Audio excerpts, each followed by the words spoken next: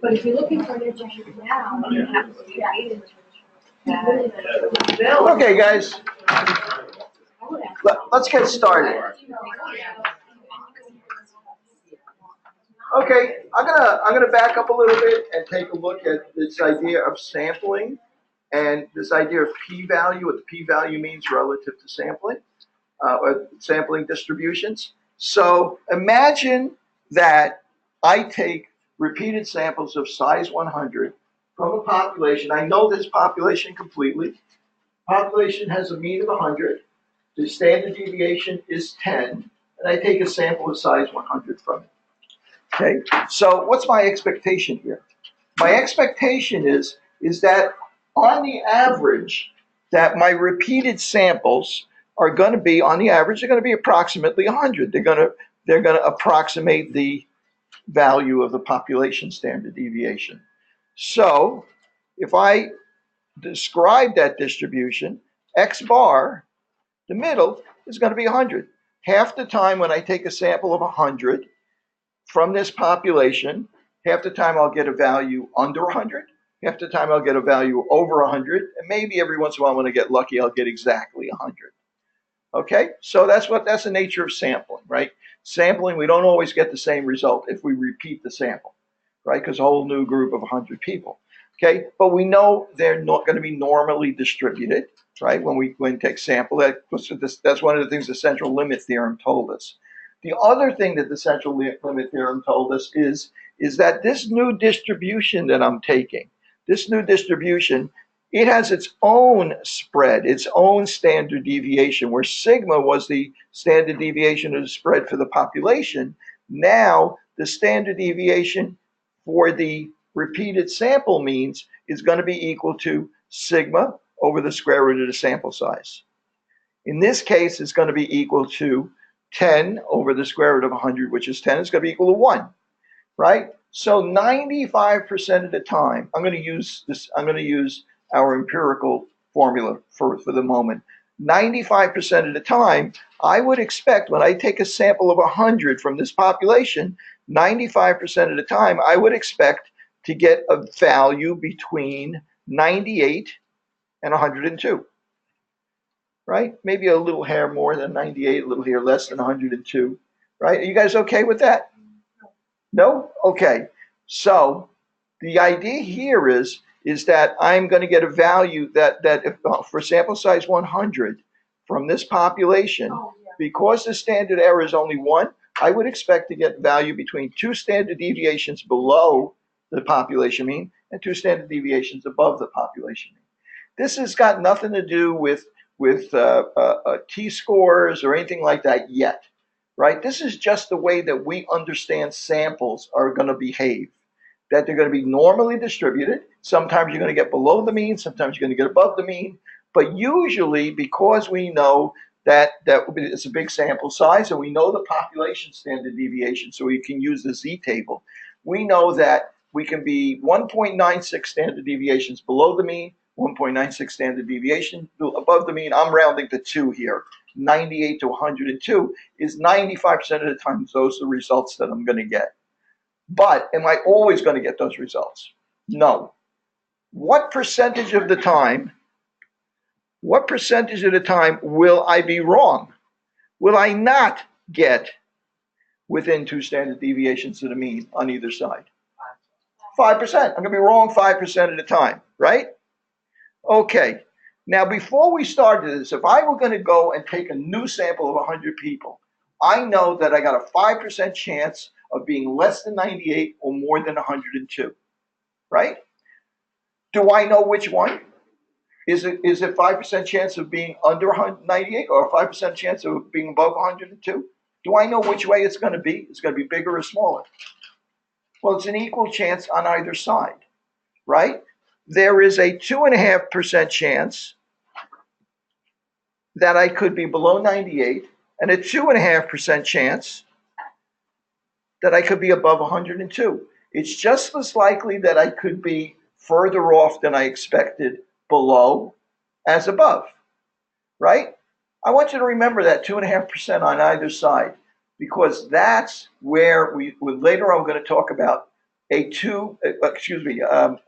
double-sided t-test or single-sided t-test. That's double-sided. That means that, in other words, when I start out, I don't know if I'm going to underestimate or overestimate my mean. So I have to figure there's a 2.5% chance of being too low or a 2.5% chance of being too high, for a total of a 5% chance of being wrong, right? So now that means that if my 2.5% on either side, that means that to get to that 2.5%, I have to be pretty far out, 2 standard deviations out. Well, if I was willing to say instead, I'm going to draw a little one over here. If I were willing to say, I can only be wrong on the high side. So I'm going to say that all of my 5% chance of being wrong is on the high side. Well, now, this doesn't have to be 2 standard deviations away, because all 5% is on the top. Remember, the 1.96 was for 2.5% on the top, 2.5% on the bottom, right? Well, that z-score may be quite a bit smaller. In fact, it might be 1.64. So it doesn't have to be as far from the mean for me to be wrong, right? This is what we call a one-sided test, where we're going to assume ahead of time that all of the error can only be in one direction, bigger than the mean or smaller than the mean. Most of the time, we don't like doing this, because most of the time when we start out, we don't know if the result is going to be bigger or smaller. The other reason we don't like doing this is because it's a less rigorous test. It's an easier test to pass. When we do a t-test, what we're trying to prove is one mean is different than another mean. Well, this one, if I'm comparing one mean, right, to a different mean, which is going to be over here, right, it doesn't have to be as far apart from that other mean as it does have to be if I'm only going to have 2.5% chance of being wrong, right? In other words, if I want to make sure that the likelihood of these two populations that I'm comparing, the means of these two populations, being different, well, for a two-sided test, they have to be further apart for me to be in the area where I can say with 95% certainty they're different. So almost always we do two-sided tests. When we do a two-sided test, we say that this area and this area together add up to our alpha, our probability of being wrong. Okay, so 2.5% on one side, 2.5% on the other side. Okay, so let's do a quick example. The idea here now is that we're gonna go a little bit beyond this idea of confidence intervals. But I'm going to count. First, I'm going to do it as if we're doing a confidence interval. I'm going to take the same situation. Maybe I'll change the numbers a little bit more. I'll say that I have I take a sample. My sample X bar. My sample mean comes out to be 150. And my sample size is equal to 64. And I happen to know that sigma for this population is equal to, let's call it, let's see, 8, it's going to be, let's call it 16. Okay, so we usually don't know what sigma is. I'm only using sigma here because I want to work with the z-score because it's simpler for the time being. Okay, so now I say to myself, what's my confidence interval for the true population mean? Remember, I don't care about X bar. X bar is just a tool to understand what the population mean is, right? So this is not what we want. This is what we want. But unfortunately, that always remains a mystery. We never know that. What we do know is that X bar may be a pretty good approximation of what that is. Bigger the sample, better the approximation. So I'm not going to do thousands of samples like I described in the previous slide, right? I'm just going to do one sample of size 64. Now my result happens to be 150. Well, what's my 95% confidence interval for the true mean? Well, now what I do is I take that 150 and I say to myself, if I had done this sample many times, this sample of 64 many times, and it turns out that the mean for this happened to be 150, Well, the center is 150, right? But 95% of the time, the true population mean is going to be within 1.96 standard deviations. Again, I'm going to use 2 for the moment to make it easier to calculate. So, how many standard deviation? What is the standard error for this sample size? The standard error is equal to sigma 16 over the square root of 64, which is 8. So that's going to be equal to 2.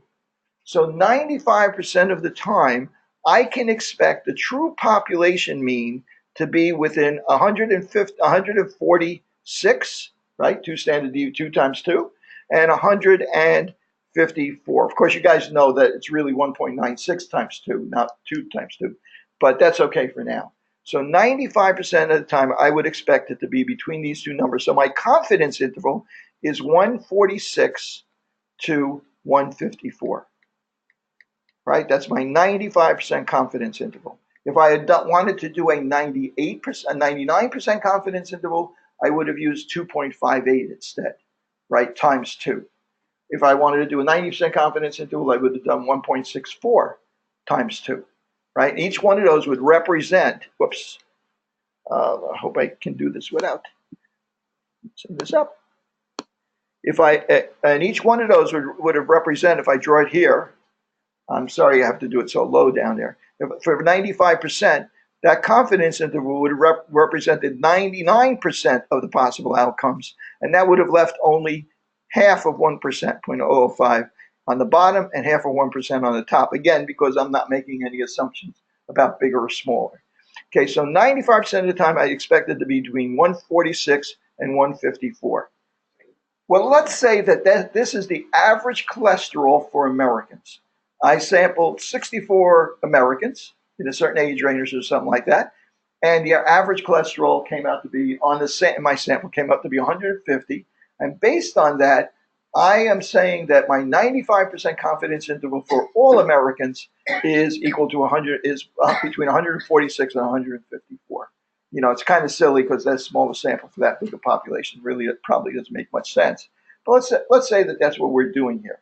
Now, what if I told you that in France, someone had done this study, but in France, as part of annual physicals, everybody gets their cholesterol checked in France. So we know the true mean for cholesterol in France for the same kind of population, whatever is male smokers or whatever this population is. The true mean is equal to 159, right? Let's say that that's the true mean. We know that mean to be a fact. Well, what is the mean for Americans? Well, we don't know the mean for Americans because we didn't test all Americans. We know the mean for Frenchmen because we tested all Frenchmen, right? That's the true population mean. But we don't know the real mean. What we do know is based on the central limit theorem that we're 95% sure that the true mean is between 146 and 154, right? So now, what's the probability that it would be 159, the same as Frenchman? Is that possible still? Yeah, it's still possible, right? Because we're only 95% sure. There's 5% chance that we're wrong, either lower or higher, right? Half either lower or higher. So it's still possible it could be 159. In other words, the cholesterol, so the average cholesterol, two populations are the same. But since I know I'm 95% sure that American mean is between these two numbers, but I do know exactly what the French mean is, I can say, I'm 95% sure that they're different, right? Why can I say they're 95% sure that they're different? Because the mean for all Frenchmen is outside of the confidence interval for Americans. If this had been the 99% confidence interval, I could say with 99% confidence that the two means are different. I can say that without knowing what the real American population mean is, right? But I need to know what the French mean is in order to say this, because I have to check to see it's within this confidence interval. Now, what if I had told you that the true mean for all Frenchmen was 149, right? Would that be an implausible mean for the Americans? would you be surprised if the true mean for Americans came out to be 149? No, because look, when I said sure, it's between those two, because it's completely plausible that the true mean for Americans is 149. So if I'm comparing my sample mean and confidence interval to 149, I can't say with 95% certainty that the mean for Americans is different from the mean for Frenchmen. But if the mean for Frenchmen came out to be 159, I can say with 95% confidence that the two means are different from one another. I may not know exactly what the American mean is, but I know enough to say with 95% certainty that the means are different from one another. Is everybody comfortable with that? Right? Does it make sense to everybody? Okay, so now, well, that's a pretty powerful thing, right? So I can tell these two things are different. So I'm comparing a known value, known mean, to a sample mean here. That's why we call this a one sample test. What are we doing here? We're comparing means. We're comparing mu Americans to mu Frenchmen. Okay? We're comparing the two population means, right? And we're going to do that for several different kinds of situations. In this case, we're doing it for a known value, and we're comparing it to a sample mean that we developed in confidence interval. Most of the time, when you do real studies, you're not going to know the confidence. You're not going to know the true population mean for Frenchmen, true population mean for Americans. But you're going to take a sample for Americans and a sample for Frenchmen, take the means of those, and see if they're different enough. See if the confidence intervals overlap or not.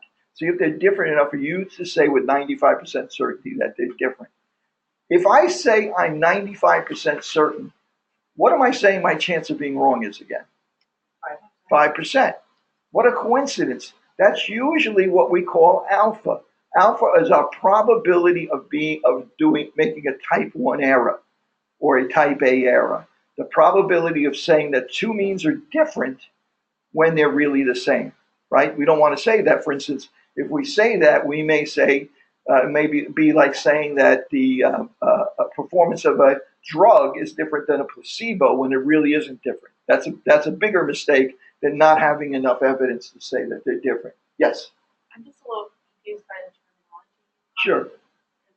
The name for French people is mu, but I thought the mean that we have the confidence interval for was sample mean X bar. It is X bar, right? We don't know the population. We're comparing X bar to mu, okay?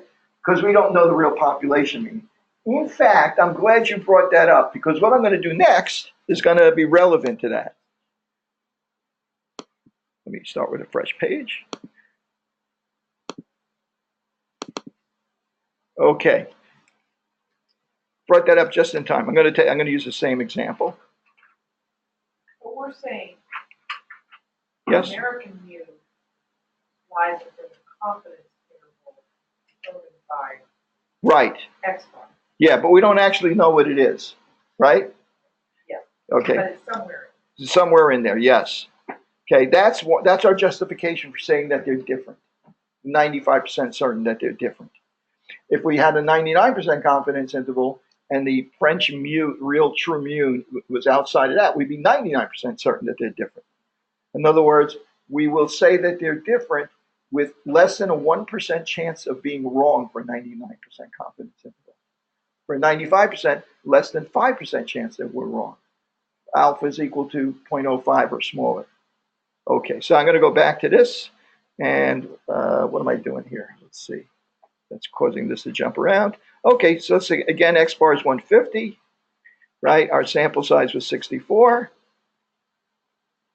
Okay, and mu for Frenchman is equal to, what did I say it was? 159, let's say. Okay. Why is this doing this? 159. Okay, and X bar is equal to 150. Okay, so now what I'm going to do next is I'm going to say to myself, well, gee, what's the probability? How likely is it? How likely is, I'm going to have to, let me reopen this because my pen is giving me a problem here.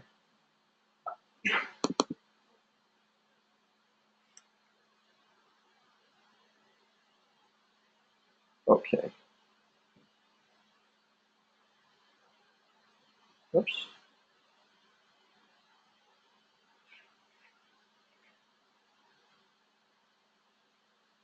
Okay, 150.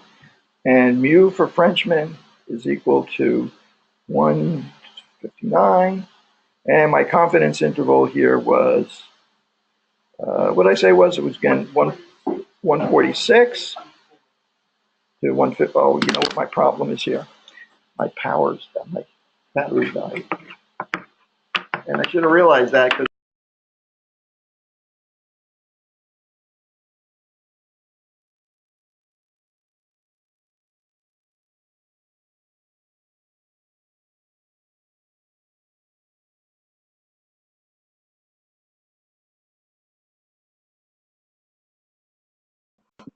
here we go.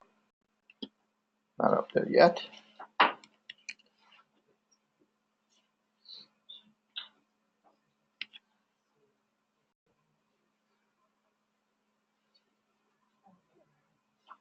Connection lost. Okay, I know. Good. And let's make sure we're connected to Wi-Fi. Pick up. Let me turn down the brightness.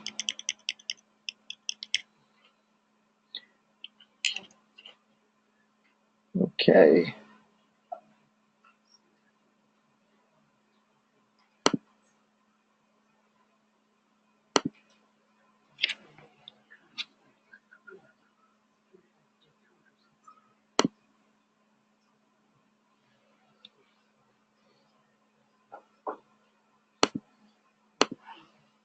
Bingo. Did it just go up? Yeah, it came back again. Okay, good. All right. Connection restored. I know. You don't have to tell me. Okay. So let's take a look at this. What I'm going to look at now is how likely is it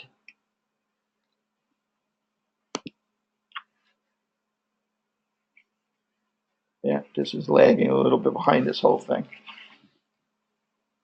Here we go. Still recording? Yep.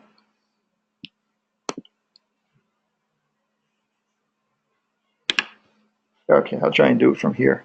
How likely is it, I'll use my finger in my trackpad, how likely is it that I would get a result that's as high as 159? 159, right? The likelihood of getting a value, the true mean being 159 or higher, I can calculate how many standard errors apart that is from the mean of 150. That would give me a z-score equal to 159, 150, no, I'm sorry, 159 minus 150 over my standard error, which was equal to 2, right? Remember saying 64, which is equal to 2. So how many z-scores above my mean is this? It's equal to 9 over 2 is 4.5. Well, that's pretty vanishingly small. I'm going to change that number to make it a little bit more interesting. I'm going to say, let's say 155 instead of 159. Say 155. 155 is going to represent a z-score of 2.5, right? So we're all in agreement that a z-score of 2.5 suggests that there are more than 2 standard deviations apart. So in other words, the likelihood of the true mean for Americans being 155 is less than 5%, right? Because it would be 5% if we were right at 2 standard deviations. That was at 2.5 standard deviations. So if I go to my z table and look up what area that represents. I got two problems there. One is that my z-table is only going to give me the area to the left of that value, not in the tail, right? However, I know that this is symmetrical. So I could look up the z-score on this side instead and look up for the z-score minus 2.5, and it'll give me the same area as that other tail. So it'll be easier to do. So I'm going to do that from you can do that from Excel. I'm going to do that a couple of ways today, but for now, I'm going to do it from the z-table. Okay, so negative 2.5 represents an area of 0.0062, 6.2, less than half a percent, a little bit more than half a percent, 0.062, 0.6%. So this area is equal to 0.006, or 0.6%. I'll drop the 2 for now. Now, the probability of my getting that low, that big a difference between my sample mean and the French mean, and the difference being a coincidence, is less than 0.006, that it would be that low. However, when I started, did I know whether Frenchmen were going to be higher or lower than Americans? No. So I have to include the possibility that I could have been that far off going the other direction above. So basically my p-value, right, is going to be equal to 2 times what that area is, to account for the bottom and to account for the top. So what is my p-value? Let me find where my cursor is. P is going to be equal to 2 times 0.006, going to be, so it's going to be equal to 1.2%. Right? Is that less than 5%? Right? Remember, what was my allowable level of error? Type 1 error is equal to 5%, 0.05, right? 0.05. 0.012 is well below 0.05. So I can say with less than 5% chance of being wrong that these two means, the French and the American population means, are different. Okay, so now we're going to put this to work. Okay, so I'm going to give you an example, and hopefully so that my battery can catch up to what I'm doing here. I really need a new battery. I need a new computer. Okay, so at any rate, yeah, I think I think Apple's having some sort of an event or something like that soon. So who knows? Maybe they'll come out with something cheap. I doubt it. Yeah, exactly. That's not really, doesn't really happen with Apple much, does it? Here we go. Okay. So I'm going to give you another example. I'm going to say that we know, for instance, that the average BMI for high school students in Florida high school students, HFS, is equal to 25.3. Now I take a sample. Sample size is 100. The standard deviation is known to be, for perhaps from other studies where they've studied a lot of high school students, they know the standard deviation for BMIs is, let's say the standard deviation is equal to, say it's equal to 5, right? And let's say I tell you, let me think for a second here. Let's see, 5.5. Let's say I tell you that my sample of 100 students in New York State, my sample of 100 high school students in New York State tells me that the average that I get for that sample of 100 students, X bar, is 26.4. Can I say with 95% certainty, in other words, less than 5% chance of being wrong, that the students in New York have a different BMI, average BMI, than students in Florida? Not just X bar, but all students, mu1, mu in New York versus mu in Florida. Before we do that, let's set this up as a hypothesis. This is something I want to test. So my hypothesis test is going to have two elements. It's going to have a null hypothesis, usually kind of symbol like that, meaning just no difference, and an alternative hypothesis.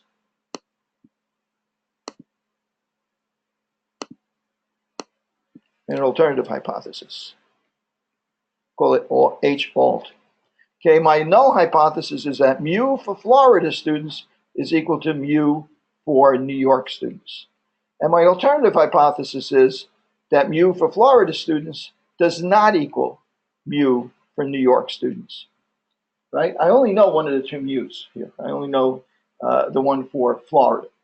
Okay, another way for me to state this is that I could just state this as mu for New York students is equal to 25.3, same as Florida. Or mu for New York students does not equal 25.3. So it's kind of you're saying the same thing there. I'm just substituting what I know the mu for Florida students to be. Okay, so let's test this hypothesis. How likely is it that we would get such a different value that we would given that we got the results we got for New York, how likely is it that they would be different enough for me to say with less than 5% chance of being wrong, alpha is equal to or less than 0.05, less than 5% chance of being wrong, that they're not equal, that they're different, right? So let's compare the two of them in terms of how far apart they are in terms of probabilities. So what's the formula I'm going to use? Z is equal to, well, we could put X bar. We could do it either way, right? I could say mu minus X bar over the standard error, and we'll find our Z-score. Why don't you guys calculate that? What is the Z-score for this comparison? Okay. I'll give you guys a moment.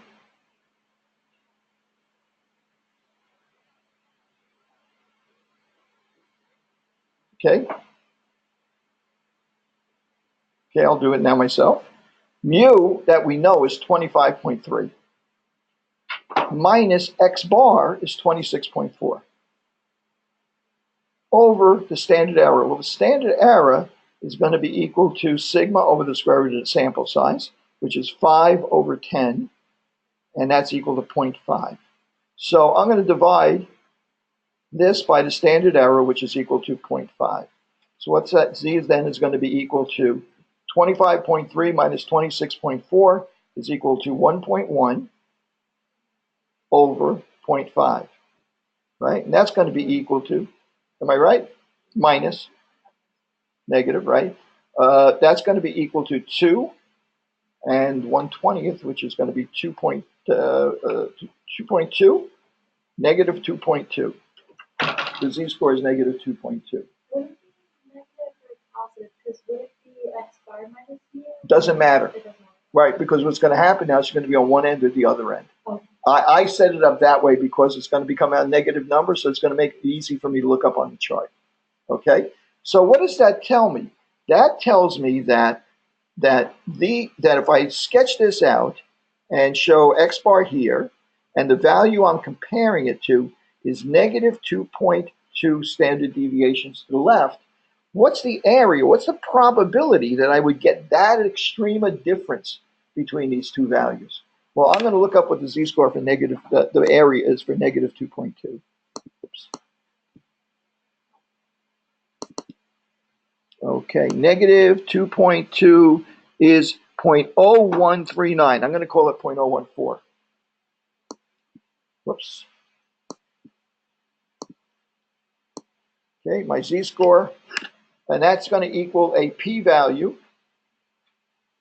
of 0.014.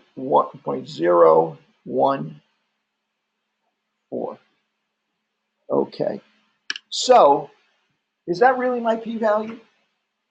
When I wrote my null hypothesis out, did I make any prediction about whether the two values, whether the Florida students going to be less than the New York students or higher than the New York students? Was there any direction in there? Right? Just said mu1 is not equal to, or mu1 is not equal to. Didn't say, give us any hint which way we expected it to go. So I have to account for 1.4% on the bottom of the distribution and 1.4% on the bottom of the top of the distribution. So my p-value is really 2.8, right? So the probability of my getting that different a value is equal to 0.028, right? And what am I going to compare that value to? The probability, my chances of being wrong now. In other words, the chances of there being that big a difference between the mean I got having a sample size of 64 and the population, known population mean for Florida students, the probability of my being that far off is only 2.8%. My tolerance for error in saying that there's a difference, that it's unlikely I get that big a difference, is 5%.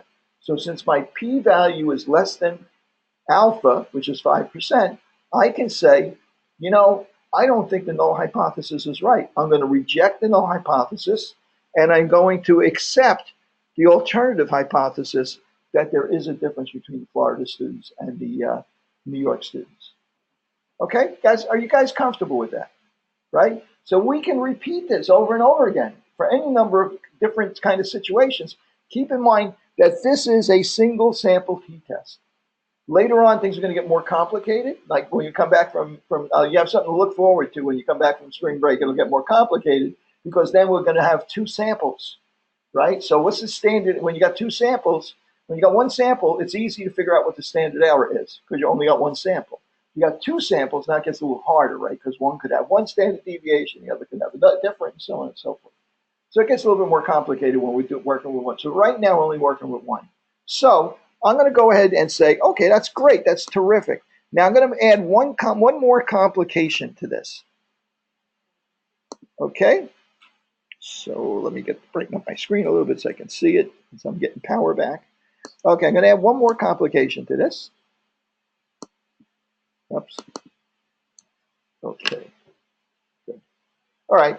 So now I'm going to do it again, and I'm going to say, okay, I want to compare blood pressures for diabetic nursing home patients versus non-diabetic nursing home patients. So I'm going to say, I want to compare the two groups.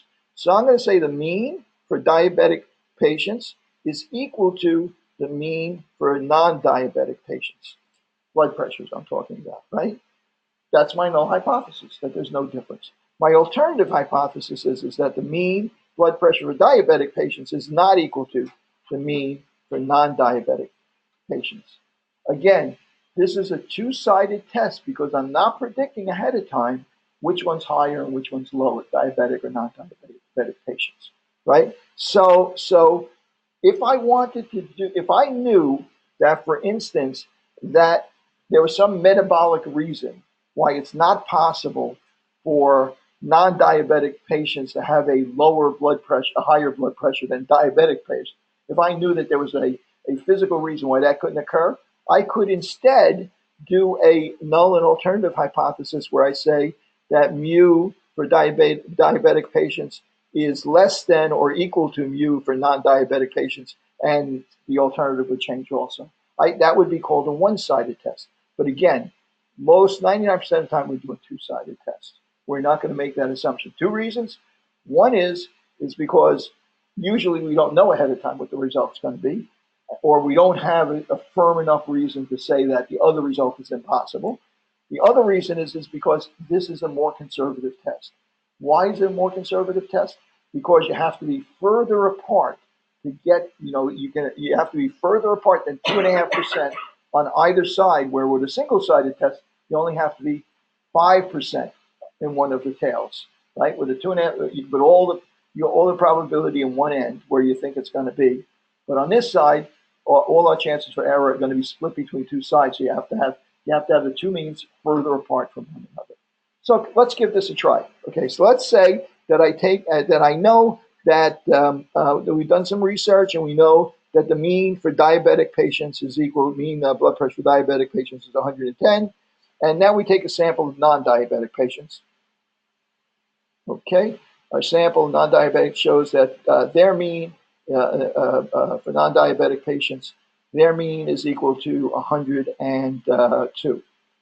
Okay, and we want to prove that these two are different, right? We want to be able to reject the null hypothesis and accept the alternative to show that there's a difference here, right? That's really what our objective is here. Okay, so now what do I need here? I need a standard error to compare with them with. Okay, so in order to do that, well, gee, what's my sample size here? Well, let's say that I don't know what sigma is, right? Just like I don't know what the mu is, I don't know what sigma is either, right? So I'm going to say my sample size happens to be pretty small. Let's say my sample size is only 25. Okay, and so now I want to calculate my standard error. Well, I don't know what mu is, so where am I going to get my standard error? And my standard deviation I'm going to use instead of sigma. Since I don't know what sigma is, where am I going to get standard deviation from? I'm going to get it from my sample of size 25. Just like I got X bar, I'm going to calculate my standard deviation for that sample. That's going to approximate the population standard deviation, right? But it's not going to be as accurate as knowing it for sure, okay? So let's say my standard deviation for this sample turns out to be, I'm thinking ahead of time a little bit because I want numbers to come out interesting. Okay, let's say that it comes out to be 5. Okay, let's see, it comes out to be 15. Okay? Okay, so now what's my standard error going to be equal to? It's going to be equal to 15 divided by the square root of the sample size, which is 5. My standard error is going to be equal to 3. I made that number up. That's what we calculated, right? From the sample, from the 25 people that we sampled, that was the standard deviation for those 25 people. That's my only source of information about the standard deviation. Okay, because I don't know the population standard deviation. So now, remember, if we knew sigma, or if we were dealing with a large sample size, we use the z-table. What if we don't know sigma and we have a small sample size? What do we use? Use the t-table. So now, instead of calculating the difference between the mean and x bar and calculating z-score, now we calculate a t-score. T is equal to, either way, x bar minus mu over the standard error, right? What's x bar? Was 102. Minus 110, which was mu that we knew, divided by the standard error, which is equal to 3. So that's going to be equal to minus 8 over 3, right? What's that going to be equal to? It's going to be equal to 2 and 2, 2.67. Okay, so t is equal to 2.67. Well, now, gee, I have a problem now. I don't really have a table for finding the exact percentages for t. Technically, I can do it with Excel, but my table doesn't do that. What my table does do is that I can go to my t table, and if I look at my t table here, I can go down to how many degrees of freedom is a sample size of 25? 24. If I go down to 24, for 95% confidence, my t-score has to be 2.064. So now, instead of having to have a z-score of bigger than 1.96 to have less than 2.5% on either end, now I have to have a t-score bigger than 2.06 on either end. I'm going to give that number there, I'm going to give it a name. I'm going to call it the critical value of t. If my t-score comes out bigger than that number, then I know there's less than 2.5% on either end. So there's less than 5% chance of being wrong if I reject my null hypothesis. Right? So now I don't know exactly what p is, but I know it's less than 5% because it exceeded that value of t. What if it had been a smaller sample? If it had been a sample, now do I exceed that? My t-score was 2.67. So I exceeded that value. So I can say with 95% certainty, less than 5% chance of being wrong, that those two means are different, right? That my p-value is less than 5%. Well, what if I had said the sample size was only 4? Sample size is only 4, my t-score would have to be 2.7 in order for me to reject my null hypothesis. And it's only 2.6, so I can't reject my null hypothesis. Yes? I'm looking at the t subject point of the value Yes. because it's one tail. Right. Right. No, if the t-score If you look at T at the top here, this says 0.025 because it only says that's the area for 95% confidence. That's only right, but you'd really have to have the left and the right to be 95% certain. Okay? Okay? So, Just giving you right now probability. exactly. Okay, so now, yes, go ahead. Can you just talk again about the The conclusion? Okay. The conclusion is that my critical value of T, let me get that page back. Oops. Let me get this out of the way. My conclusion is that my critical value of T critical, is equal to 2.06.